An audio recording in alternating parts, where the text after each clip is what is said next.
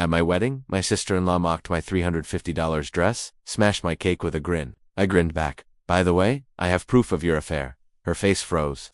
Sarah despised me from the start. 3 years ago Liam presented me, and she replied, "You're not what I expected." She wanted a wealthy, connected person to promote their family. I earned $40,000 teaching. Strike one. Second strike, not letting her host our engagement party. She ordered everything unasked. Country club catering for invited friends. Surprise, she said. Cancelled. I've handled everything. Planning backyard cookout. I was unappreciative, she remarked. Strike three. Bridal dress choice. Reservation at her wealthy friend's store. Dresses from $12,000. Purchased online for $350. She told Liam she humiliated the family. Sarah said, "She's trying to make us look poor. What will people think?" Wedding preparations was stressful. She scrutinized my every move. I picked roses, ordered orchids. I picked DJ, booked string quartets, selected photographer. Friend oversaw her wedding. Liam always supported me, angering Sarah. Her final effort was the week before the wedding. She said, "I've been thinking. At supper, perhaps we should wait. Allow time to prepare. It's planned ads. Everything's perfect. Perfect. A church basement reception," she joked. Grocery store flowers. Nobody's bakery cake. Mrs. Lee's $2,500 cake has 4 vanilla and lemon tiers with handmade sugar flowers. Most expensive? Sarah thought it was inexpensive because it wasn't from her approved vendors. Beautiful ceremony. Liam cried, seeing me. Sarah wore white designer gowns that cost more than our wedding. I forgot about the color rule, she remarked. Oops. She left after taking photos while setting up the reception. Citing cosmetic issues, the coordinator took me 15 minutes before dinner guests arrived. The cake has a problem. I covered all 4 layers at the reception. Liam comforted me as I mourned my dream cake. Frosting everywhere, sugar flowers crushed, the handwriting, oops, Sarah's signature. Accidents happen, his mother reassured me. Sarah said kids ran through earlier. Oh no, what happened? This is bad. Cake's good, right? Unimportant overall. Baker brought back up flowers, and she gasped. Who would? Removing her phone. I should review security footage. A camera was set up to time-lapse the setup. My heart stopped when Sarah blanched. Security footage. Yes, Lee, I always record portfolio setup, see what occurred. Sarah entered, looked around, got the serving knife, carefully pushed each tier, took her finger, grinned, and wrote, oops, in the icing. The room was quiet. Liam's mother took Sarah.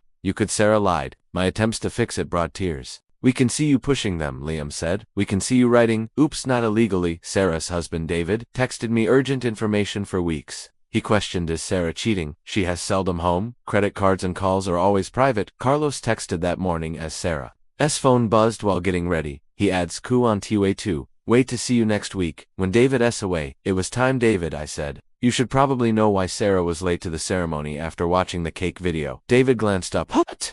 Check her phone. Carlos texts. Sarah grabbed her purse, and David found text immediately.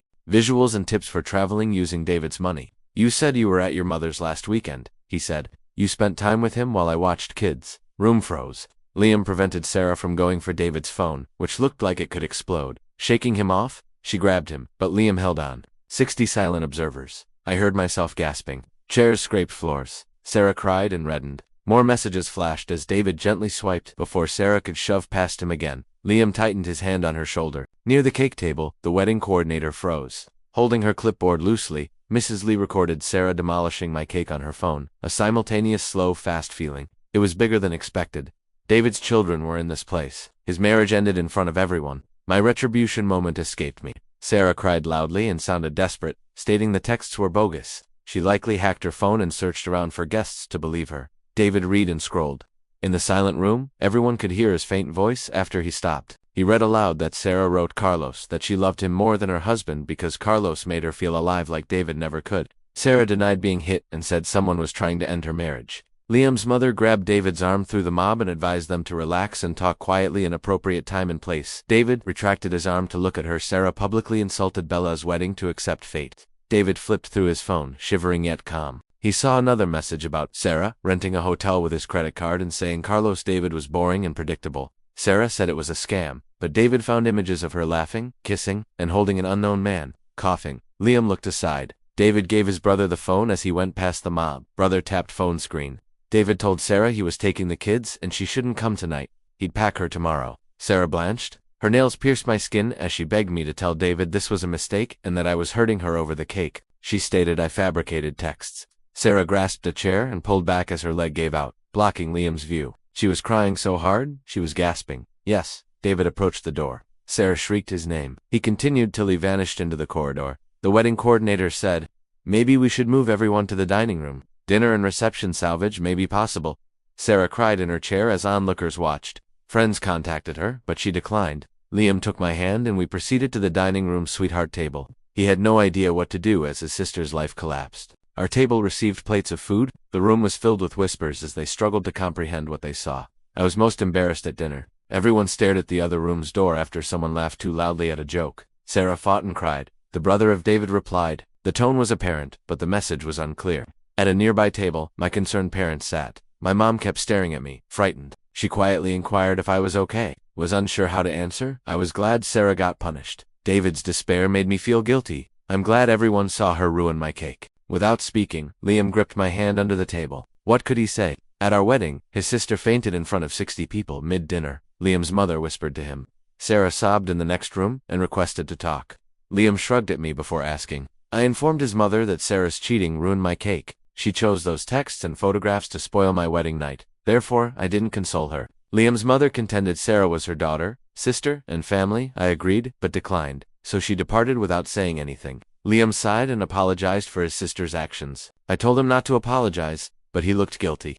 Some visitors hugged me goodbye. They said Sarah deserved it. I was right to expose her, and someone needed to stand up to her, but their comments were empty. I envisioned David's shaky hands and broken voice reading those letters. I knew Sarah did awful things, but seeing a marriage end wasn't fulfilling. To avoid Sarah crying in the main hall, we approached our wedding night hotel room from the side. We found rose petals on the bed, champagne in a bucket, and a hotel note congratulating us. I sat next to Liam, who had his head in his hands on the bed.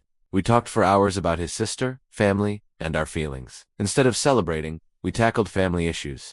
We slept without champagne at daybreak. Liam answered the phone the next morning and heard his mother's harsh, irritated voice. I realized something more happened when he sat up swiftly. After disconnecting up, he said, Sarah tried to visit David's brother's house where David was staying with the kids. After David's brother refused her admission, she screamed and pounded. Her neighbors phoned the police, who detained but did not arrest her. Stay away and leave. Liam looked at me, fatigued and sorry. After our 4-hour trip to Mexico, could we postpone for a few days? I wanted to decline and advise Sarah not plan our honeymoon. We need to discuss where to keep Sarah and how to handle the kids. Liam went to his parents' house to greet his mother and David after everything. I arrived alone to our flat, which we relocated into last month. Sarah reviewed my bridal dress on the closet door. I contemplated cake. Mrs. Lee spent weeks making 4 levels of sugar blossoms, crushed and written. That day Sarah's infidelity was exposed at my wedding will be remembered. Not like Liam and mine wedding.